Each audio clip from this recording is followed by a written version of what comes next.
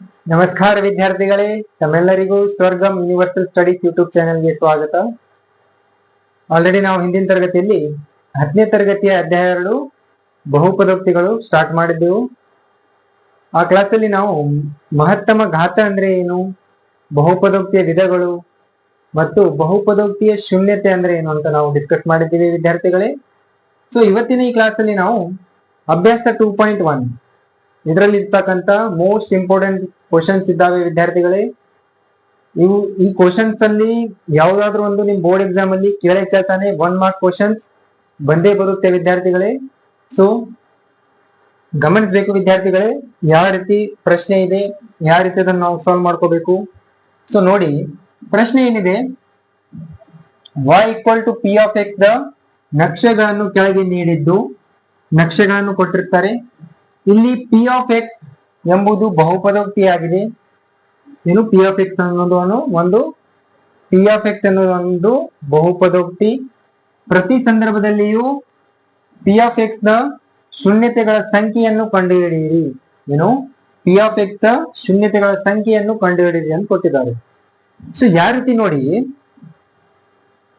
ಈ ರೀತಿಯಾಗಿ ನಕ್ಷೆಯನ್ನು ಕೊಟ್ಟು p of x ನ ಶೂನ್ಯತೆಗಳ ಸಂಖ್ಯೆಯನ್ನು ಕಂಡುಹಿಡಿಯಿರಿ ಅಂತ ಕೊಟ್ಟಿರ್ತಾರೆ. 1 ಮಾರ್ಕ್ಸ್ಗೆ ನೀವು ಬೋರ್ಡ್ ಎಕ್ಸಾಮ್ ಅಲ್ಲಿ ಬಂದೇ ಬರುತ್ತೆ ವಿದ್ಯಾರ್ಥಿಗಳೇ, ಗಮನಿಸಬೇಕು. ಇದು ಏನು x ಅಕ್ಷ, ಇದು y ಅಕ್ಷ. ಇಲ್ಲಿ O ಅಂದ್ರೆ ಒರಿಜಿನ್, ಏನು ಒರಿಜಿನ್. ಓಕೆ, x ಅಕ್ಷ y ಅಕ್ಷ. ನಾವಿಲ್ಲಿ ಏನ್ ಗಮನಿಸಬೇಕು ವಿದ್ಯಾರ್ಥಿಗಳೇ, ಈ ಲೈನ್ ಇದೆಯಲ್ಲ, ಈ ಲೈನ್ x ಅಕ್ಷದ ಮೇಲೆ ಕಟ್ ಮಾಡ್ತಾ ಇದೆಯಾ ಅಥವಾ x ಅಕ್ಷ ಇದೆಯಲ್ಲ ಅದನ್ನ ಛೇದಿಸ್ತಾ ಇದೆಯಾ ಅನ್ನೋದು ನಾವು ಇಲ್ಲಿ ನೋಡ್ಬೇಕು ವಿದ್ಯಾರ್ಥಿಗಳೇ. ಅದೇ ನಮ್ಮ ಶೂನ್ಯತೆಗಳ ಸಂಖ್ಯೆ. ಇದಕ್ಕೆ ಶೂನ್ಯತೆಗಳ ಸಂಖ್ಯೆ ಏನಾಗುತ್ತೆ ವಿದ್ಯಾರ್ಥಿಗಳೇ? ಶೂನ್ಯತೆಗಳ ಸಂಖ್ಯೆ ಈಕ್ವಲ್ ಟು 0. ಯಾಕೆ? x ಅಕ್ಷದ ಮೇಲೆ ಛೇದಿಸ್ತಾ ಇಲ್ಲ, ಈ ಲೈನ್ x ಅಕ್ಷದ ಮೇಲೆ ಛೇದಿಸ್ತಾ ಇಲ್ಲ, ಒಂದ್ಸಲನೂ ಛೇದಿಸ್ತಾ ಇಲ್ಲ, ಅಂದ್ರೆ ಶೂನ್ಯತೆಗಳ ಸಂಖ್ಯೆ ಏನಾಗುತ್ತೆ? 0. ಈಗ ಇಲ್ಲಿ ನೋಡಿ, ಈ ರೀತಿಯಾಗಿದೆ. ಇಲ್ಲಿ ಗಮನಿಸಬೇಕು ವಿದ್ಯಾರ್ಥಿಗಳೇ, ಇದು x ಅಕ್ಷ, ನಮಗ್ ಬೇಕಾಗಿರೋದು x ಅಕ್ಷದ ಮೇಲೆ ಈ ಲೈನ್ ಛೇದಿಸ್ತಾ ಇದೆಯಾ ಅಥವಾ ಕಟ್ ಮಾಡ್ತಾ ಇದೆಯಾ? ಇಲ್ಲಿ ಗಮನಿಸಬೇಕು ವಿದ್ಯಾರ್ಥಿಗಳೇ, ಇಲ್ಲಿ ಒಂದ್ಸಲ ಕಟ್ ಮಾಡ್ತಾ ಇದೆ, ಅಂದ್ರೆ ಶೂನ್ಯತೆಗಳ ಸಂಖ್ಯೆ ಏನಾಗುತ್ತೆ ವಿದ್ಯಾರ್ಥಿಗಳೇ?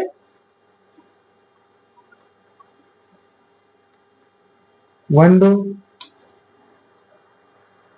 ಓಕೆ, ಅದೇ ರೀತಿ ಇಲ್ಲಿ ಗಮನಿಸಿ ವಿದ್ಯಾರ್ಥಿಗಳೇ, 1 x ಅಕ್ಷದ ಮೇಲೆ, 2, 3 3 ಸಲ ಛೇದಿಸ್ತಾ ಇದೆ, ಅಂದ್ರೆ ಶೂನ್ಯತೆಗಳ ಸಂಖ್ಯೆ ಏನಾಗುತ್ತೆ? 3. ಇಷ್ಟೇ ಆನ್ಸರ್ ವಿದ್ಯಾರ್ಥಿಗಳೇ, ಸಿಂಪಲ್ ಆಗಿರುತ್ತೆ. ಈ ರೀತಿಯಾಗಿ ನಿಮ್ ಬೋರ್ಡ್ ಎಕ್ಸಾಮ್ ಅಲ್ಲಿ ಪ್ರಶ್ನೆ ಬಂದ್ರೆ ನಾವ್ ಏನ್ ಗಮನಿಸಬೇಕು ವಿದ್ಯಾರ್ಥಿಗಳೇ? x ಅಕ್ಷದ ಮೇಲೆ ಈ ಲೈನ್ ಛೇದಿಸ್ತಾ ಇದೆಯಾ ಅಥವಾ ಕಟ್ ಮಾಡ್ತಾ ಇದೆಯಾ ಅನ್ನೋದು ತುಂಬಾ ಸಿಂಪಲ್ ಆಗಿರುತ್ತೆ. ನೆಕ್ಸ್ಟ್ ಪ್ರಶ್ನೆ ನೋಡಿ,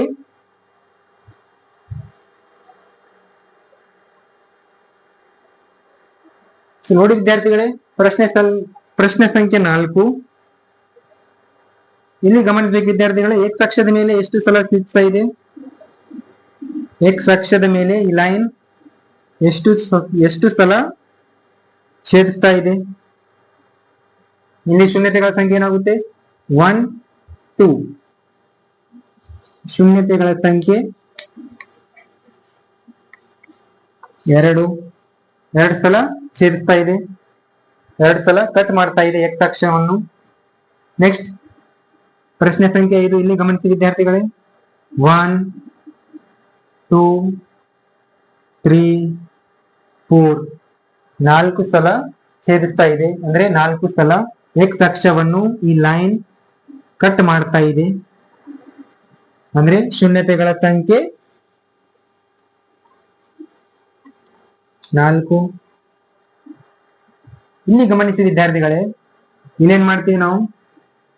ಒಂದೇ ಸಲ ಛೇದಿಸ್ತಾ ಇದೆ ಅಂತ ಆನ್ಸರ್ 1 ಬರುತ್ತೆ ಅಂತ 1 ಅಂತ ಬರ್ದ್ಬಿಡ್ತೀವಿ. ಓಕೆನಾ?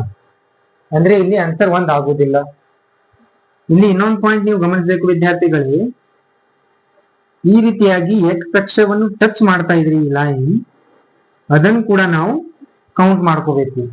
ಎಕ್ಸ್ ಅಕ್ಷವನ್ನು ಕಟ್ ಮಾಡಿದ್ರು ಕೂಡ ಕೌಂಟ್ ಮಾಡ್ಕೋಬೇಕು, ಮತ್ತು ಈ ರೀತಿಯಾಗಿ ಟಚ್ ಮಾಡ್ತಾ ಇದ್ರೆ ಕೂಡ ಅದನ್ನ ನಾವು ಕೌಂಟ್ ಮಾಡ್ಕೋಬೇಕು. ಅಂದ್ರೆ ಏನಾಗುತ್ತೆ, ಇಲ್ಲಿ 1, ಇಲ್ಲಿ 2, ಇದೊಂದು 3. ಅಂದ್ರೆ ಎಕ್ಸ್ ಅಕ್ಷವನ್ನು 3 ಸಲ ಛೇದಿಸ್ತಾ ಇದೆ. ಶೂನ್ಯತೆಗಳ ಸಂಖ್ಯೆ 3. ಅಂದ್ರೆ ಟಚ್ ಮಾಡಿದ್ರು ಕೂಡ ಅದನ್ನ ನಾವು ಕೌಂಟ್ ಮಾಡ್ಕೋಬೇಕು. ಶೂನ್ಯತೆಯಲ್ಲಿ ಅದನ್ನ ನಾವು ಕೌಂಟ್ ಮಾಡ್ಕೋಬೇಕು. ಸೊ ಸಿಂಪಲ್ ಆಗಿರುತ್ತೆ ವಿದ್ಯಾರ್ಥಿಗಳೇ. ನಿಮ್ ಬೋರ್ಡ್ ಎಕ್ಸಾಮ್ ಅಲ್ಲಿ 1 ಮಾರ್ಕ್ಗೆ ಬಂದೇ ಬರುತ್ತೆ. ನೀವು ಕರೆಕ್ಟ್ ಆಗಿ ತಿಳ್ಕೊಳ್ಬೇಕು ವಿದ್ಯಾರ್ಥಿಗಳೇ. ನಮಗ್ ಬೋರ್ಡ್ ಎಕ್ಸಾಮ್ ಅಲ್ಲಿ ಕೇಳೋದೇನು, ಎಕ್ಸ್ ಅಕ್ಷದ ಮೇಲೆ ಅಥವಾ x p of x the ಶೂನ್ಯತೆಗಳ ಸಂಖ್ಯೆಯನ್ನು ಕಂಡುಹಿಡಿಯಿರಿ ಅಂತ ಕೊಟ್ಟಿದಾಗ ನಾವು ಗಮನಿಸಬೇಕು, ಈ ಲೈನ್ ಎಕ್ಸ್ ಅಕ್ಷದ ಮೇಲೆ ಎಷ್ಟು ಸಲ ಛೇದಿಸ್ತಾ ಇದೆ, ಎಷ್ಟು ಸಲ ಕಟ್ ಮಾಡ್ತಾ ಇದೆ ಅನ್ನೋದು ನಾವು ಗಮನಿಸಬೇಕು ವಿದ್ಯಾರ್ಥಿಗಳೇ. ಎಷ್ಟು ಸಲ ಛೇದಿಸ್ತಾ ಇದೆ ಇಲ್ಲಿ ಗಮನಿಸಿ, 1, 2, 3, 4.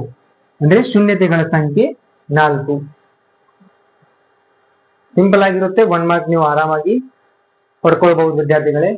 ಹಾಗೇನೆ ಇನ್ನು ನೀವು ಸ್ವರ್ಗಂ ಯೂನಿವರ್ಸಲ್ ಸ್ಟಡೀಸ್ ಯೂಟ್ಯೂಬ್ ಚಾನೆಲ್ಗೆ ಸಬ್ಸ್ಕ್ರೈಬ್ ಆಗಿಲ್ಲ ಅನ್ನೋದಾದ್ರೆ ಈಗಲೇ ಈ ಚಾನೆಲ್ ಅನ್ನು ಸಬ್ಸ್ಕ್ರೈಬ್ ಮಾಡಿಕೊಳ್ಳಿ. ಧನ್ಯವಾದಗಳು.